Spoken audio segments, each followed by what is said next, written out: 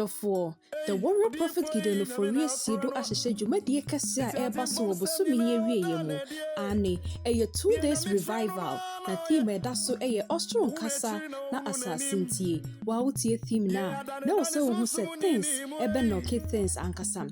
Jumadi Ebekoso Ewa God of Abraham Prayer Ministry, a Warrior City, Woti Chamante, a basso 25th of July, na year 26th July, and a 2 days, a Fiadano, and a 26th, I saw in a Bashasia 3 p.m.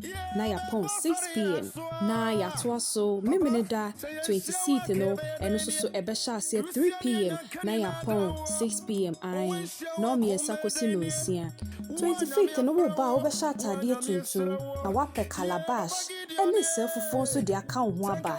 If it's what they restore and yama papa every mother earth a hono. Sadana so a spiritual bath and if fear danwa, na 26th and wo ba a yatare koko, na esaso your share for ye eye, ye bekum menchie, a dia or share a for ye, and to me you move free mo. Or the photo suffering and no one never robu.